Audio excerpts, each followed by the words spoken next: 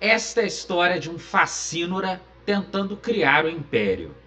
Saudações, amigos do Ecomundo, como é que vocês estão? Vamos aí para mais um vídeo do nosso podcast Filosofia Barata de Animes. Eu peço para você curtir, compartilhar, comentar, apoiar o canal financeiramente, Pix na descrição do vídeo, lasnochespix@yahoo.com, a pronúncia é Las Noches, né? Mas é Las Noches, escreve.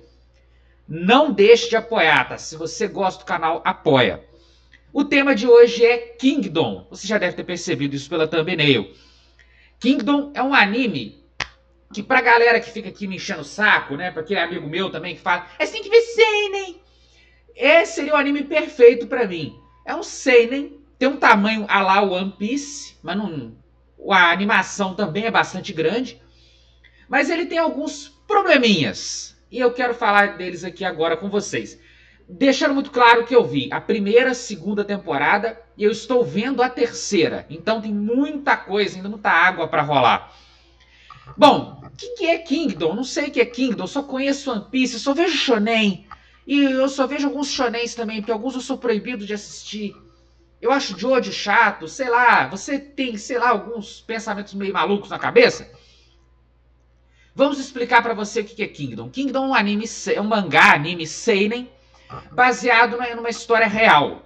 Claro que tem muita viagem, muita distorção da realidade. No anime, gente, eu vou falar como eu mais ou menos consigo pronunciar os nomes, tá? Porque são nomes em chinês e japonês. Vamos. O mangá e o anime acompanham a história de Zeng, Sheng, sei lá, e Shin.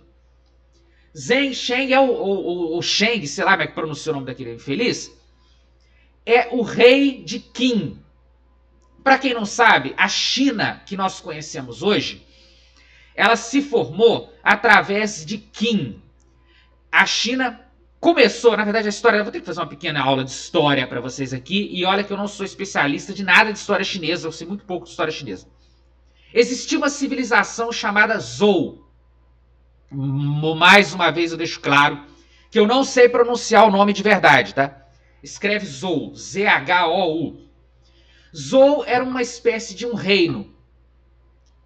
Mas Zhou começou a se expandir e começaram a surgir em Zhou algo como o Kurdistão do Iraque. Para quem conhece um pouco de política, de história, de atualidades, no Iraque tem um território que oficialmente está no mapa do Iraque, que é o Kurdistão iraquiano. Mas o Kurdistão não responde ao governo iraquiano, não corresponde a ninguém além dos Estados Unidos e Israel. É um proxy dos Estados Unidos e Israel e vive como se fosse um país independente. Mas na verdade está tutelado pelos Estados Unidos, Israel e tal. Seria mais ou menos isso. Vários Kurdistões começaram a se formar dentro de Zhou. E esses Kurdistões começaram a se elevar à categoria de reino. A gente tem um outro exemplo para poder citar, o Sacro Império Romano Germânico. O Sacro Império Romano Germânico, oriundo da divisão do Império de Carlos Magno na Idade Média, começaram a surgir dentro do Sacro Império estados que tinham completa desobediência ao líder, ao imperador, né, que por sinal era até eleito, e começaram inclusive a se elevar à posição de reino. Depois da revolta protestante do Martinho Lutero, essa situação se agravou mais ainda. A Prússia se considerava um reino, né? E por aí vai. A Áustria, por aí vai. Todo mundo tinha uma vida completamente independente do Sacro Império. O Sacro Império só existia na ficção. Assim era Zhou também. Os reinos foram surgindo, aí surgiram vários reinos, e 7 se destacaram. Vou falar o nome de alguns deles. Yan, Zhao, Qin, Shu, Qin, Qi, Wei. Os outros que eu não me lembro. A gente chama aquele país de China por causa desse reino de Qin. Tá, vou deixando muito claro que eu estou pronunciando como está escrito no nosso alfabeto, tá? Q-I-N, Qin. Em Qin, e todos esses reinos tinham uma política própria, eles constantemente guerreavam entre si. E o rei de Zou, né, o rei deles, era um zero à esquerda. Então, nesse contexto, dentro desses reinos, aconteciam golpes de Estado. E o anime começa com essa proposta. Bom, vamos aqui elencar alguns problemas técnicos do anime. Em primeiro lugar, tem a animação da primeira temporada. É péssima. CGI puro. E aí esbarra naquilo que eu falo com vocês. Se anima um monte de porcaria, né? Um monte de light novel imbecil recebe animação, ainda que seja uma animação porca, mas recebe animação. Um monte de anime estúpido recebe animação. Aí Kingdom, que tem uma história mais legal, mais bem feita, mais bem construída, recebe uma animação super porca a ponto de usar CGI uma temporada inteira. E, sem brincadeira, os melhores momentos da animação são na reta final da primeira temporada. A animação é muito feia. A impede de ver? Não me impediu de ver, eu vi uma boa. Mas tem esse problema. O segundo problema que eu elencaria é a questão da nomenclatura, dos nomes. É um anime, obviamente, japonês, não é um anime chinês. É paradoxal isso, né? Porque o Japão e a China são inimigos, né? O Japão construiu, um japonês criou uma história que homenageia a história do país que eles odeiam, né? E que os odeia também. E a legenda, a dublagem tá, a legenda é feita traduzindo o japonês, mas ao mesmo tempo na legenda são inseridos nomes chineses. Por exemplo, o general que está escrito na legenda Wang Yin é Oki em japonês, porque tem aquela questão dos alfabetos serem os mesmos, mais ou menos, no Japão e na China, só que no Japão fala de um jeito e na China fala de outro. Aí o nome do cara é Oki, até porque também são duas línguas diferentes, né? É Oki no Japão e é Wang Yin na China. Isso é uma verdadeira bagunça, porque você escuta de um jeito e tá escrito de outro.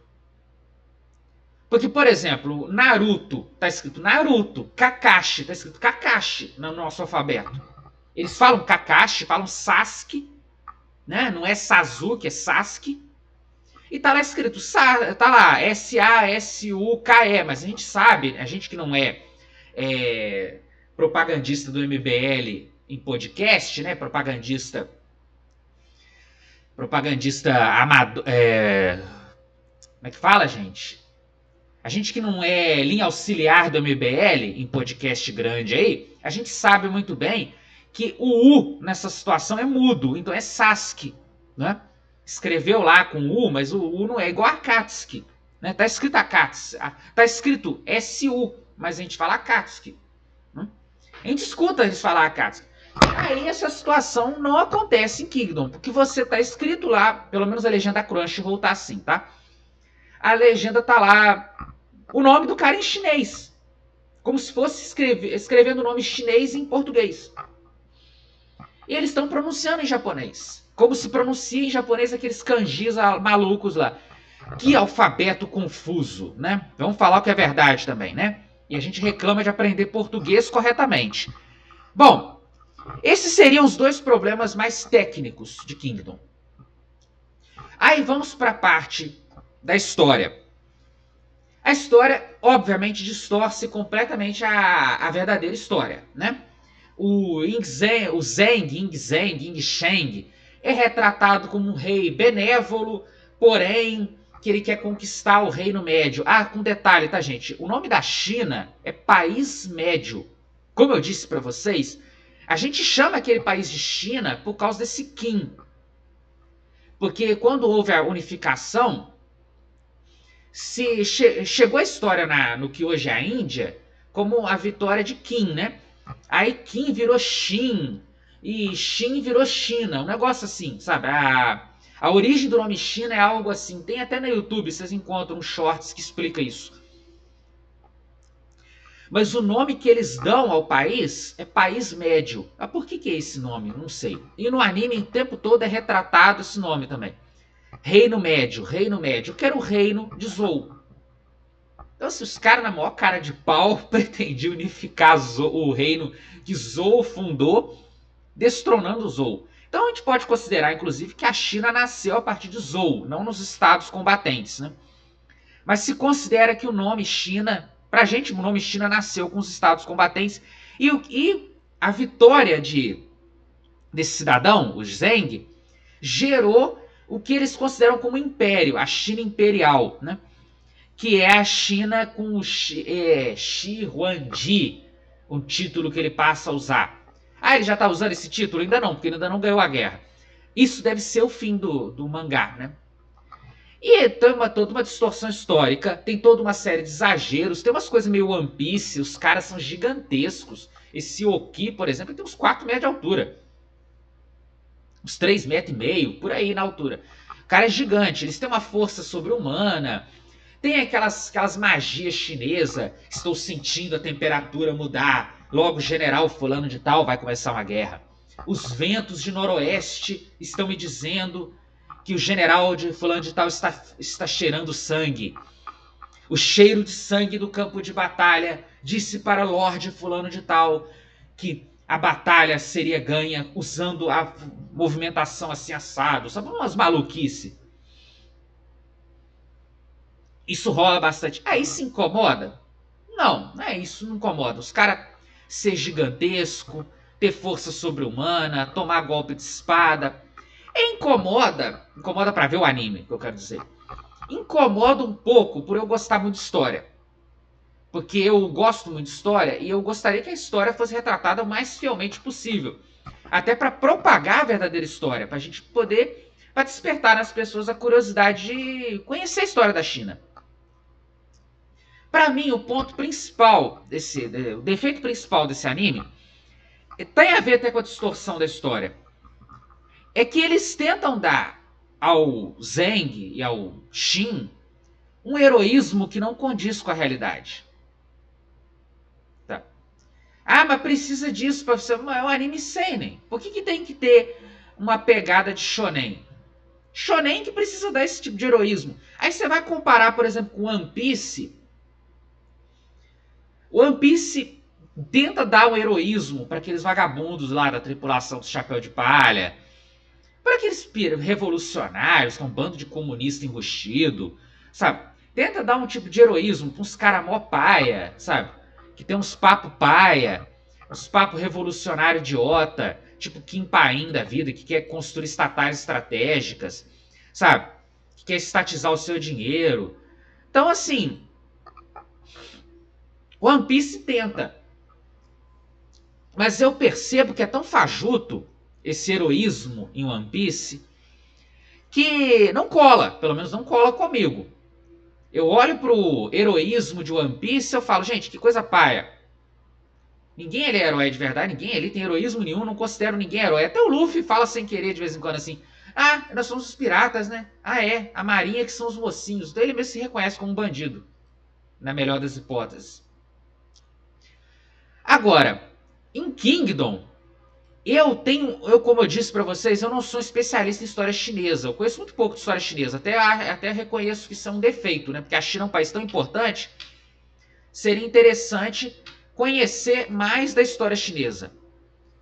Conhecer a história sempre é interessante, né? Eu sou apaixonado por história. Eu recomendo todo mundo esse hobby que eu tenho, tá? Esse hobby que me motivou a criar esses canais no YouTube também, né? Que ajudou a motivar a criar esses canais no YouTube. Então, é uma coisa assim que eu recomendo mesmo. Gostar de história é muito bom, pelo menos eu acho, né? A gente fala bem daquilo que a gente gosta. Mas a distorção da história em si cria uma atmosfera não convincente. O pouco que eu sei de história da China me leva a olhar para Kingdom e falar, pô, cara, tem cabimento isso. Tem cabimento falar que esses caras são bonzinhos. Igual tá essa terceira temporada, eu tô sentindo isso mais na terceira temporada. E a vilania de todo mundo ali já é clara desde o início. Mas assim, eles invadiram Han. Ah, tem o reino de Han também. Invadiram Wei, destruíram o reino de Wei. Sem nenhum motivo, mas a emoção da batalha me prendeu mais. Na segunda temporada a animação melhora, tá? Na terceira temporada volta a ficar paia. O traço muda, fica paia pra caralho. A segunda temporada tem um traço bem melhor. E se eu não me engano é tudo da Pierrot, tá? Se eu não me engano é da Pierrot a animação. Não tenho certeza não, mas eu acho que é da Pierrot sim. Ah, por sinal, a sexta temporada, parte dela já foi lançada, ou já foi completada e vai ter uma sétima. É um negócio assim, tá tudo na Crunchyroll, tá? É um anime da Crunchyroll. O que me incomoda um pouco é que eles criam uma vilania artificial num personagem que o nome dele em chinês está Limu, em japonês é Riboku. É um negócio assim. O Limu, né, eu vou até pesquisar aqui para não falar o nome dele errado, que eu não gosto de falar nome errado de ninguém. Riboku, isso mesmo. O nome dele em japonês se escreveria Riboku no nosso alfabeto.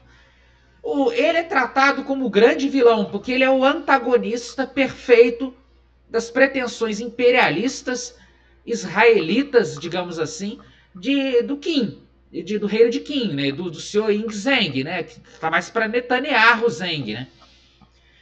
E ele, na história verdadeira, ele foi assassinado. Tô dando spoiler para vocês. Mas, pô, você consegue achar isso na Wikipédia.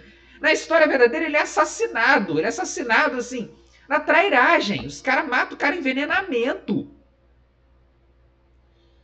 Eles difamam o cara e ele é assassinado. Para ele cair em desgraça.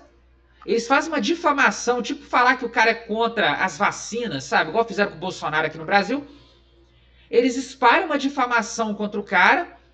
E aí, ele é assassinado na história verdadeira. Aí no anime eles tentam construir uma vilania em torno desse cara que não condiz, entendeu? Que não fica bem feito, não fica convincente. Porque na China, a China é um país que é meio Overlord, aquela animação Overlord, aquele light novel, né? Ninguém ele é bonzinho. Ali é uma vilania atrás de vilania. Teria sido mais convincente, a meu ver, preservar mais a história de uma forma mais fiel. Porque assim, eu não sei até que ponto essa parte da história é verdadeira. O Shin, que é o protagonista junto com o Zeng, ele é o maior protagonista, na verdade. Porque o que esse Shin quer ser? Quer ser o maior general do mundo. Ele é um militarista, ele era um camponês, escravo, servo, alguma coisa do tipo.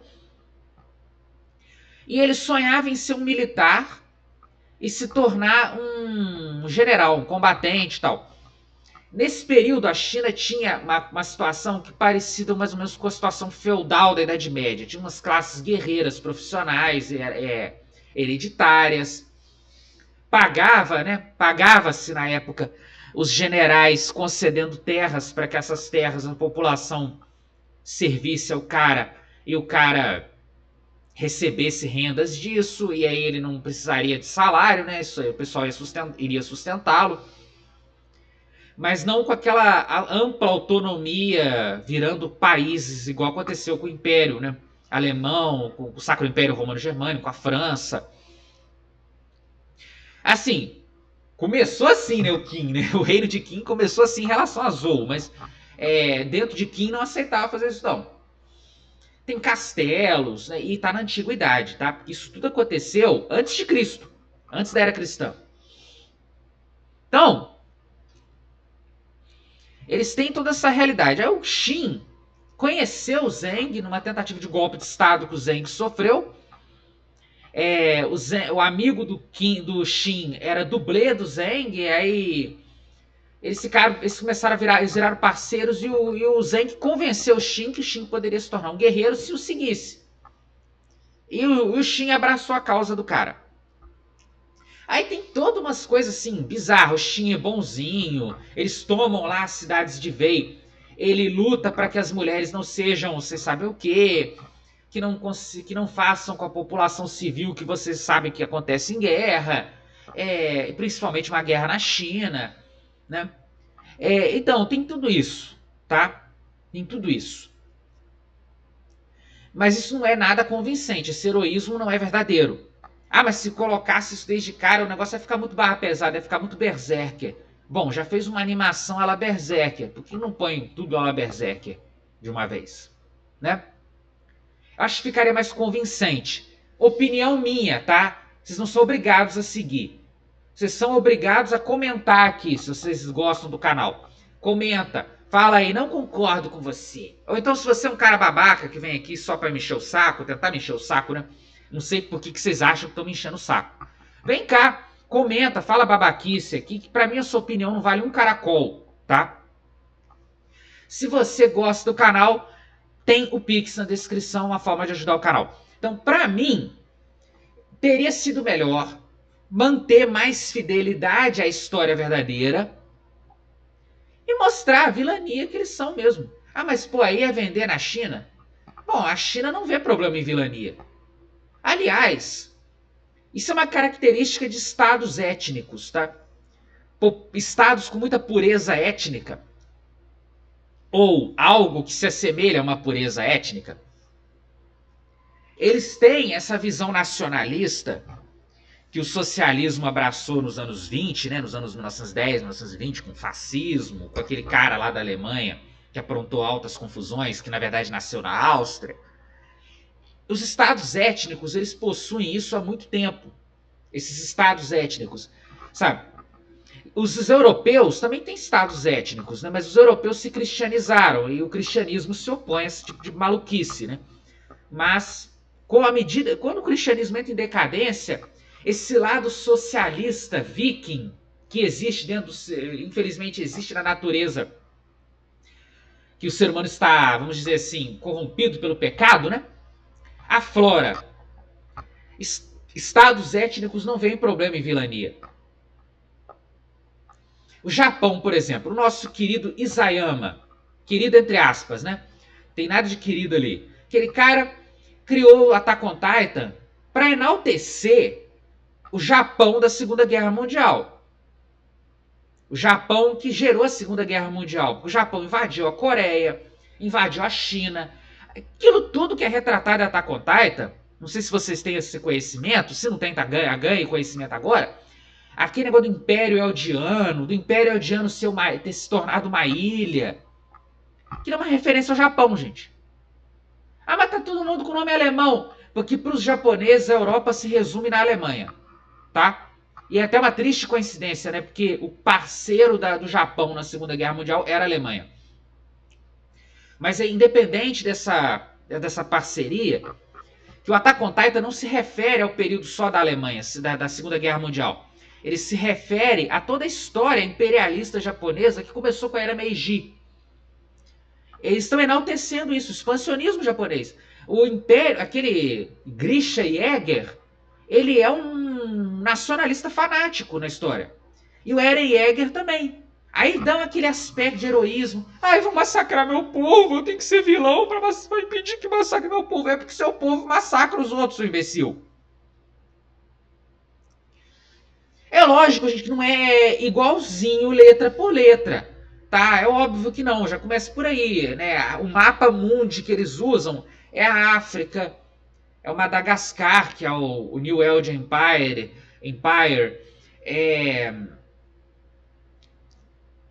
Tem, vamos dizer assim, eldianos nos outros países, né? Que ficaram lá no que era Marley, que no mapa mundi deles é a África, tá? Lógico que não é igualzinho. Mas ali se repara que a história é construída de uma forma para passar pano para o Império Eldiano, para justificar o Império Eldiano, para falar, não, pô, a gente está sofrendo retaliação, mas por quê? Nós somos tão bonzinhos.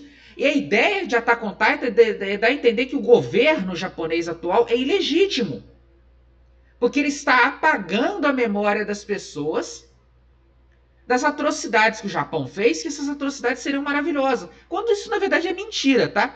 A dubladora da Darkness se meteu em confusão, há uns anos atrás, por visitar um maldito santuário que tem lá no Japão, que homenageia esses assassinos da Segunda Guerra Mundial. Tá? Esse maldito desse santuário gerou quase que um cancelamento de Konosuba. Aí esse babaca do Isayama acha que isso é maravilhoso. Então, assim, se você tem o Isayama, e tem um monte de gente que é fã dessa porcaria, né? Dessa obra. Essa obra, eu não vou falar o que eu tô pensando, não, porque vai cair minha live, do meu vídeo, porque já tô falando aqui um monte de coisa barra pesada para um vídeo de anime. Por que Kingdom não poderia ser assim também? Obviamente, a intenção desse maluco que criou Kingdom é vender na China, né? Ele criou um mangá para que ele possa ser vendido na China, porque não é possível que ele, não, vou homenagear a China, mas é para vender no Japão só. Não é possível que esse cara teve essa ideia de jirico, né? Ele quis vender na China o mangá dele, né? Pô, enaltece a vilania dos chineses de uma vez, pô. O governo chinês não iria reclamar, não. O governo chinês é super vilão, parece vilão de filme de terror. Então não faz sentido, entendeu? E tratar o Limu Riboku como um vilão quando ele foi vítima da vilania dos caras. Ah, ele era bonzinho? Não, não era bonzinho, não. Mas se você parar pra pensar, ele reagiu à vilania que o país dele iria sofrer, né? O país dele iria ser invadido pelo reino de Qin, injustamente, né? O reino de Qin não tinha esse direito, né? Aliás, que reino que tem esse direito, né? De fazer isso, né? Sair invadindo os outros. Porque é diferente, gente. Uma coisa é diferente da outra. Aí seria tema mais para meus vídeos do outro canal, né? As intenções do Inzeng lá, até mesmo no anime, o anime tenta dar um ar de bondade, vamos dizer assim, para ele. Fala do rei, do pai, do avô, do bisavô dele, Rei Zal, que não sei o que lá. As intenções deles são só mesmo imperialismo mesmo. Eles poderiam muito bem não ter os conflitos que eles têm lá, mantendo uma relação de proteção de fronteira. Não, ele fala o tempo todo em expandir fronteira. É o tempo todo mundo ali parece que tem esse desejo, essa compulsão de expandir fronteira. É até muito engraçado, devia se chamar, esse anime devia se chamar Israel, né? Porque é o Israel atual, né? Porque é o Israel que só precisa expandir fronteira. Então assim, gente, tá aí minha crítica a Kingdom. Tá falando pra gente não ver Kingdom? Não, não é isso. Você pode ver à vontade, porém eu vou ver. Eu vou continuar vendo. Eu comecei a ver, eu vou ver picado, vou ver aos pouquinhos, que é muito episódio. Ah, ler o mangá compensa? Bom, eu não vou ler mangá não, tá? Porque o mangá é enorme. E ele parece ter, aí falando agora das qualidades de Kingdom, ele parece adaptar vários capítulos por episódio, assim, 2, 3 capítulos por episódio, que é diferente de One Piece, né? One Piece se adapta 3 páginas por episódio, né? Esse ritmo broxa do anime de One Piece se deve a isso também. Então, Kingdom tem essa vantagem. O heroísmo não é convincente. Agora, as tramas, as conspirações, é interessante de ver. Lógico, fazendo a observação de que eles distorcem bastante a história real. Eles distorcem bastante a história real. Não sei qual é a fonte que esse cara está usando. Né? Distorcem, dando assim entender, pelo menos assim, talvez ele tenha consultado algum tipo de crônica da época que tem uma visão romantizada, não sei, né? A gente tá falando de um país, esse negócio aí que eu citei para vocês, fulano de tal se moveu de forma instintiva no campo de batalha, sentindo o calor do inimigo, o sangue que jorrava, ele conseguiu perceber a aura da batalha ao longo da distância. Tipo assim, o cara tá, vamos imaginar, no Brasil. Pensa assim, o cara tá numa cidade igual Rio de Janeiro. O cara tá na praia de Copacabana e o inimigo tá numa outra praia, muitos quilômetros. Ah, não dá um exemplo bom. Vou ter que dar um exemplo numa cidade que eu conheça. Pô, fica difícil. Imagina uma distância de alguns quilômetros. Você está lá no Maracanã, no Rio de Janeiro. Vamos dar um exemplo do Rio de Janeiro. Está no Maracanã. Aí o campo de batalha se estende por muitos quilômetros de ruas, né? Aí o seu inimigo tá bem além do Maracanã, tá bem para lá do Maracanã. Você tá no Maracanã, seu acampamento tá ali, o acampamento militar tá ali, os soldados, infantarias, as divisões já foram mais para frente, as tropas já foram mais para frente, a cavalaria, que seja. Aí você, no Maracanã, sentiu a aura do inimigo. Melhor exemplo, que são lugares razoavelmente próximos. Você tá na favela de Ramos e o seu inimigo tá lá no complexo do Alemão, da Penha, tudo zona norte do Rio. Tem uma distância considerável entre eles. Complexo da Penha do Alemão, eles quase se conectam por uma matinha, né? Tanto que foi o cenário daquela batalha lá da Polícia Militar. Você tá lá naquela mata com suas tropas, né, do CV, aí o pessoal do TCP tá lá no complexo de Ramos, na favela de Ramos. Aí o pessoal da favela de Ramos sente sua presença devido ao calor da batalha. Pô, tem cabimento um negócio desse? Isso parece ser uma constante na literatura chinesa. Tá vendo a importância do Pix? Toda hora essa porcaria cai. Isso parece uma constante na literatura chinesa, porque na fase que eles chamam de Três Reinos, a China teve vários momentos em que houve colapso do poder central, golpes, né? Aí tem uma era na China que se chama Era dos Três Reinos, que três reis reivindicavam o trono, né, do império, né? O título lá de Shi Huangdi. E aí, esses generais faziam esse mesmo papo. Tá, esse mesmo papo doidão aí. Estou sentindo o calor da batalha, quilômetros de distância. Tá sentindo o calor da batalha como? Você tem um termômetro? Que porra é essa, meu filho? Então, assim, gente, fica aí a dica. Vale a pena ver o anime? Vale. É igual eu falei, tem umas distorções, parecem umas distorções muito graves também. Essa parte da história pessoal do Shin. Parece ser viagem do autor, para dar uma romantizada mesmo. Ele me parece ser isso. O Riboku ser um vilão, ser tão vilão assim, é viagem do autor total. Tá distorcendo a história.